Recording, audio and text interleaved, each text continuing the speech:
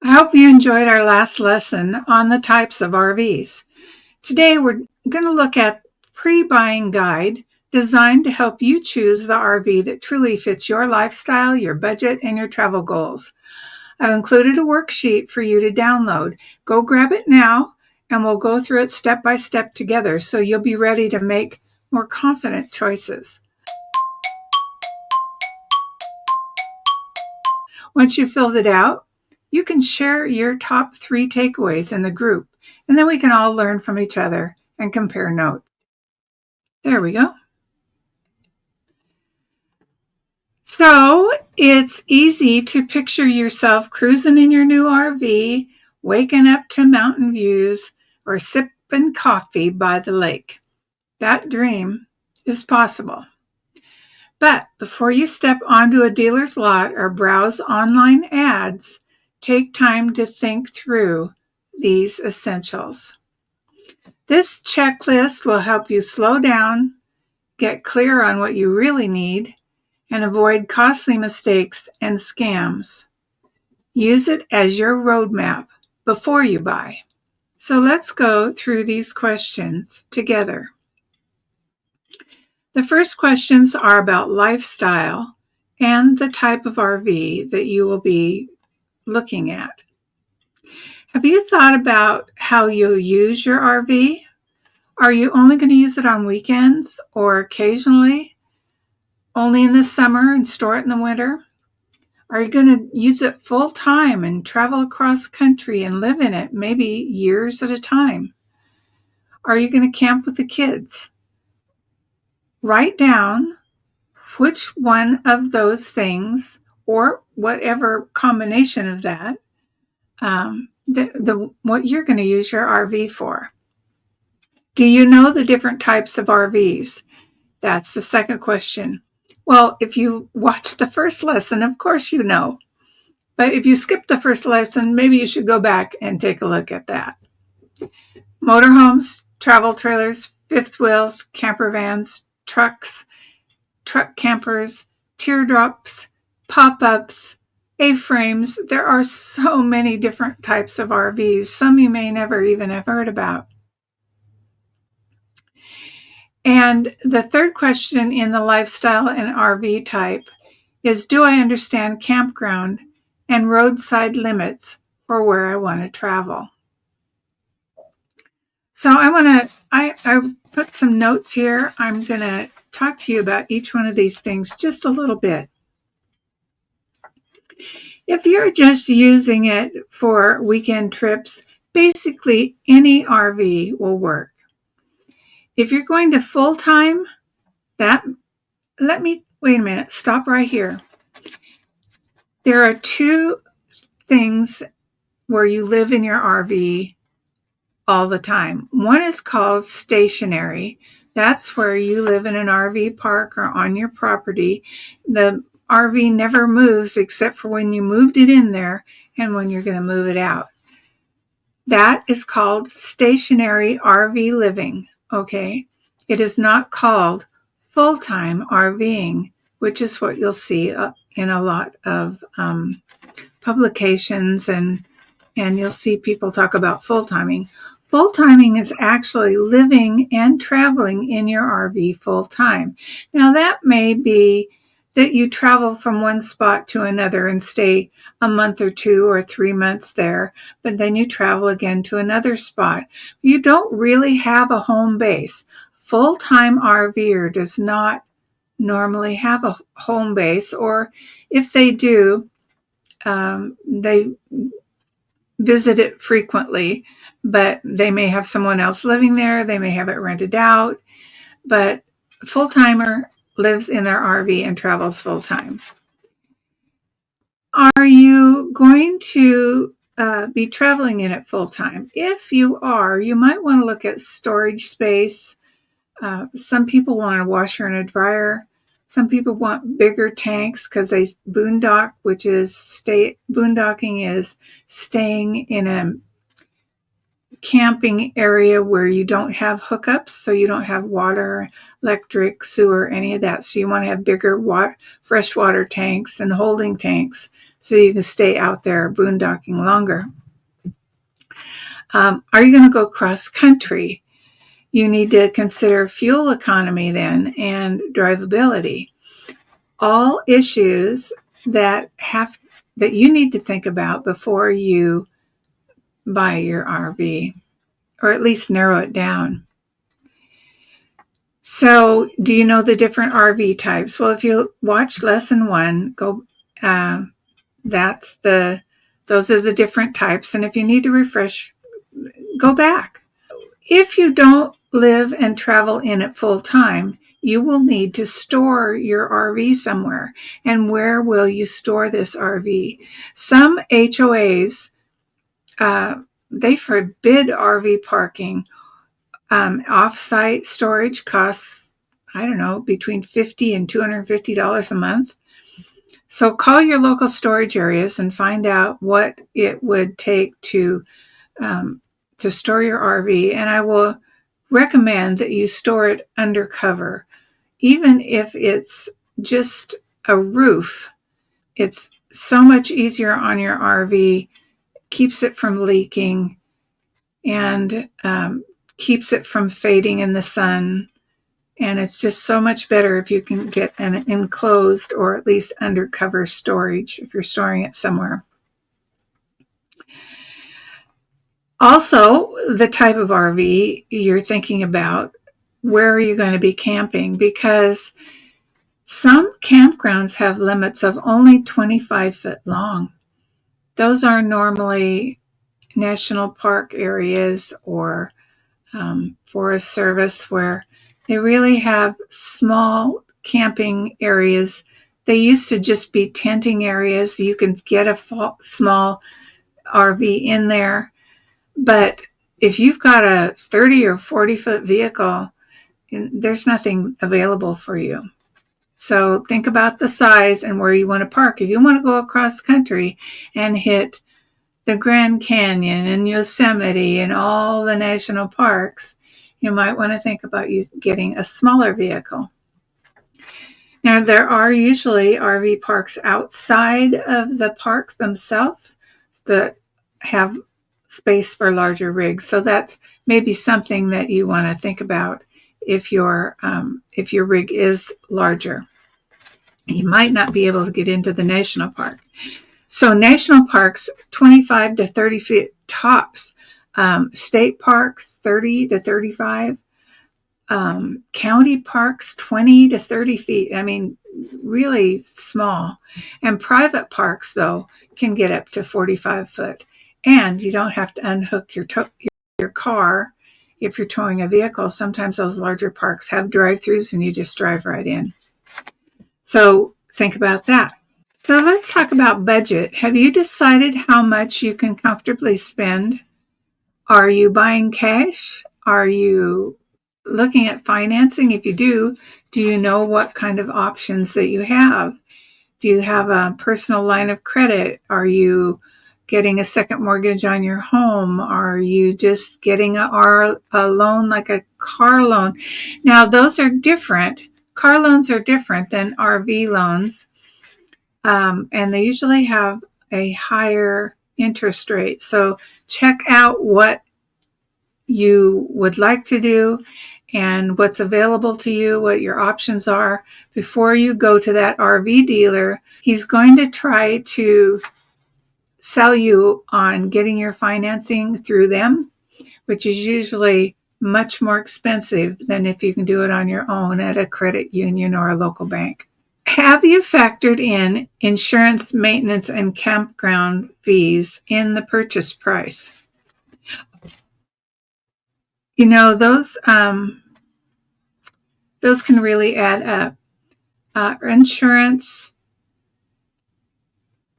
it depends on the type of RV you have. If it's a little tiny travel trailer versus a big bus, the insurance is going to be way different. The same with maintenance.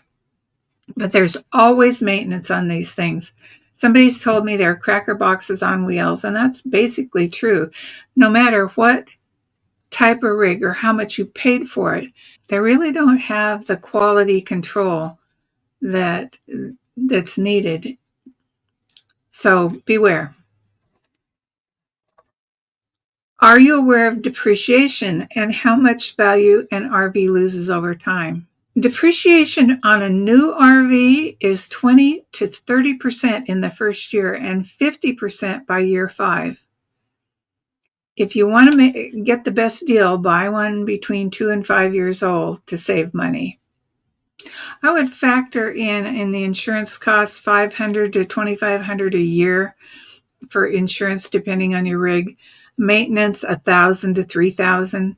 Campground fees, they can be anywhere from $25 to $125 a night. I think I stayed in one that was $165 a night, and that was 15 years ago. So they can be very expensive. So now let's look at some practical considerations. Do you know your tow vehicle's limits?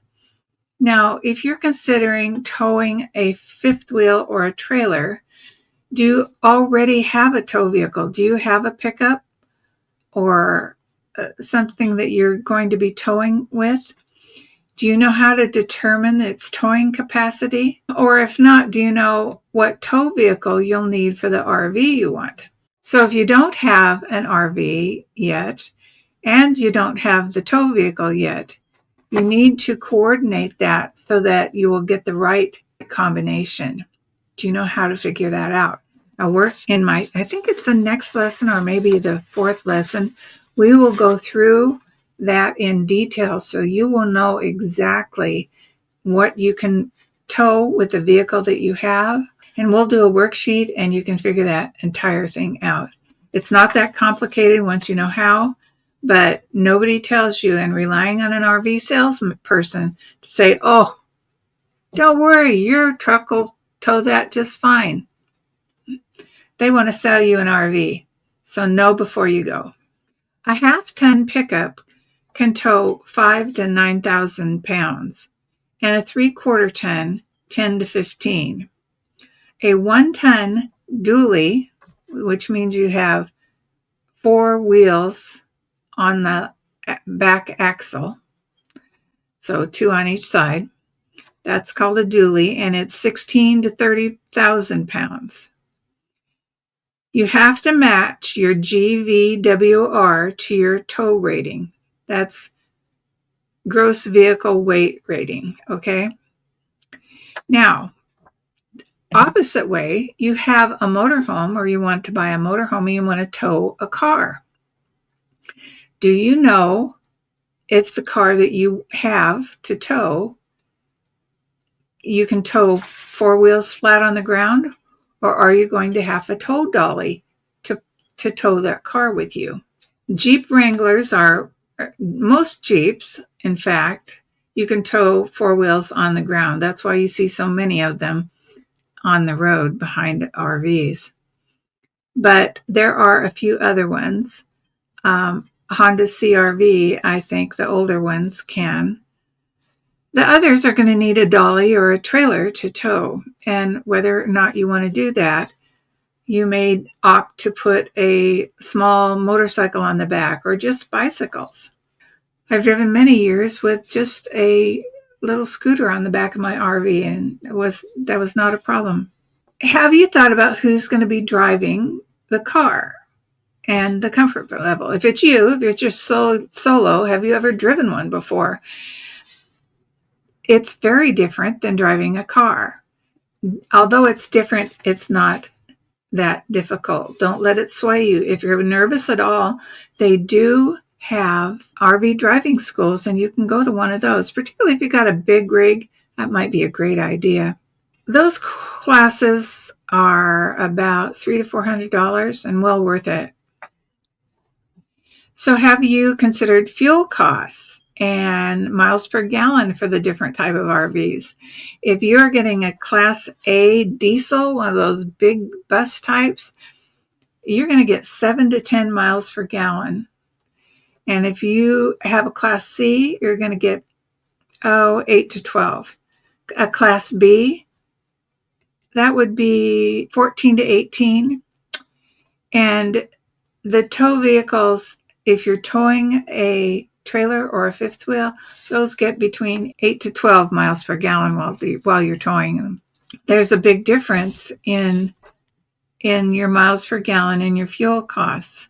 It's always a very big thing when you find a cheap place to get gas on the road. Do you understand RV hookups, your water, sewer, and electricity, and how they work? Now, if you don't do that, we definitely can walk you through that on a one-on-one coaching situation. Okay, let's talk about avoiding scams and costly mistakes. Do I know how to spot hidden issues in used RVs? Do you know how to find a roof leak, soft floor, mold, do-it-yourself repairs, old tires, water damage?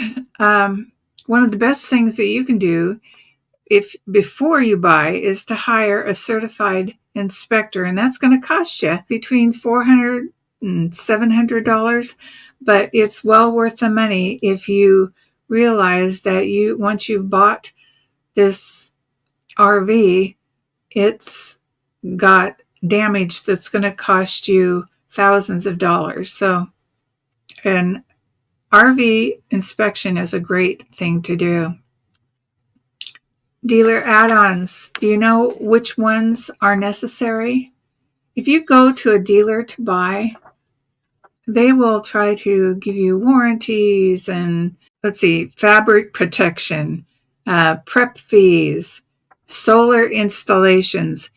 Negotiate with them. A lot of these are cheaper aftermarket, after you've bought it. Others are just not necessary.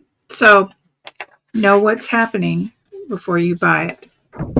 Do you have a plan for the inspection? Do you have a professional inspection come?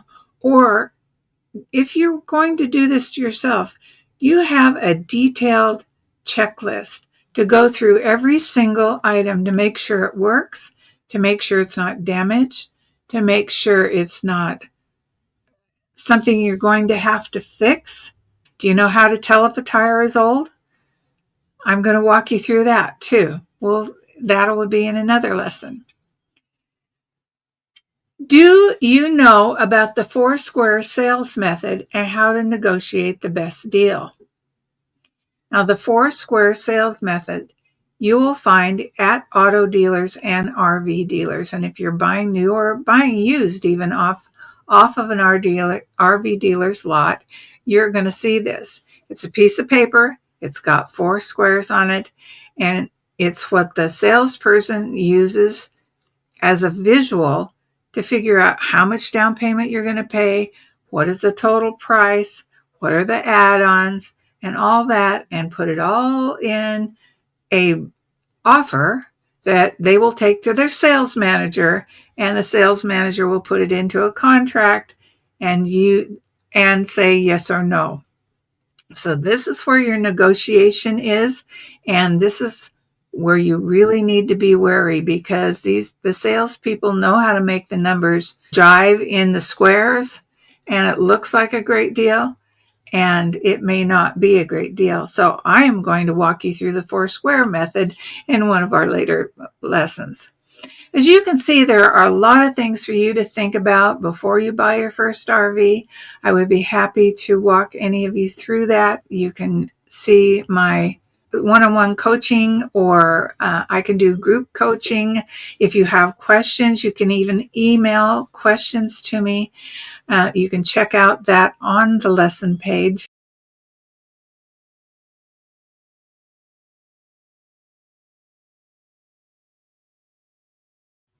So let's see what our next lesson is. Our next lesson is Know Before You Tow, Understanding Your Tow Vehicle's Limits. We're going to help you locate your vehicle's towing capacity, understand the GVWR and the GCWR and the tongue weight. We're going to match trailer weight to the tow vehicle specs, and we're going to plan for a margin of safety, and we're going to verify the hitch compatibility. So, have you checked your tow vehicle's limits yet? And share what you found, and if it changes your RV options. So if you're worried your tow vehicle can't handle your RV, let's check it together before you hit the road. I want you to be safe out on the road. Until next time, bye-bye.